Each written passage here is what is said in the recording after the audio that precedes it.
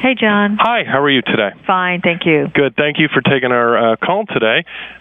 Basically, just like to roll a recorder, talk to you for about 5-10 minutes, and then we'd chop up sound bites later on. Okay. All right, so, and you're in New York right now? I am. All right, I've seen the concert millions of times. I have it on, well, I had it on record way back when, DVD, or CD and DVD now. Tell us about how great that show was, in your opinion. Well, I think it was one of the great concerts. I mean, in hindsight, looking at it now, of course, that was some of the greatest musicians of our generation, in my opinion. Unfortunately, I missed the concert, but having watched, excuse me, just I can't think. Anyway, we just had some interruption here. That's good. Just talking about the show. Mm-hmm. You were watching the show, greatest musicians.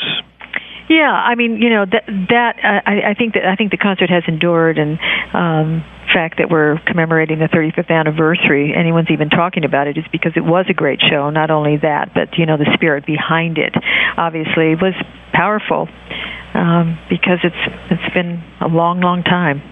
That show certainly kind of foreshadowed Live Aid and Band Aid.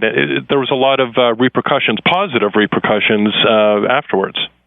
Yes, I mean, who's to say, that things wouldn't have happened? You can't say, but certainly George was forward-thinking, and he wasn't shy, nor was Robbie, about expressing, their distress and their compassion through the only way they knew, which was their music.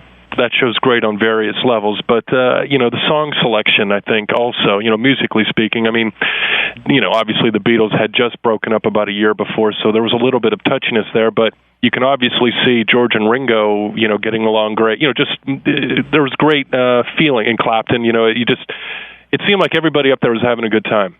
Oh, I think so. I think it was really an honor for George to play with them. He loved, it was fun for him to be playing with, he knew Leon quite well, and obviously he knew Eric and, Jim Keltner and Carl Radle and Jesse Ed. He enjoyed, I suppose they all did, breaking out and, exploring, other avenues of music. One of my favorite George solo songs is what he opened with, Wah Wah. Whenever you talked to him about it, I guess in retrospect, did he, ever say, boy, that was a great set list for that show? He never said that. He was, he never said that. I think that, if he'd looked back on it, he might have, who knows what if he would have changed songs or done different songs. But, he'd only just recorded All Things Must Pass, and that was with Phil Spector. So there they were up on stage playing them. George had never fronted a show before. It was quite a brave thing to do, especially those productions. The actual productions were pretty big. Yeah. And tell us about the plaque and about how Madison Square Garden is remembering this event all these years later. Well, I think, I think it's nice the way they've commemorated it. I mean, it really, Madison Square was the home of this concert, and it's forever linked. And George was, he was planning on trying to do something special for the 30th anniversary back in 2001. Here we are 5 years later, and I think it's, it's a special thing that they've done today. I'm really happy about it. Great.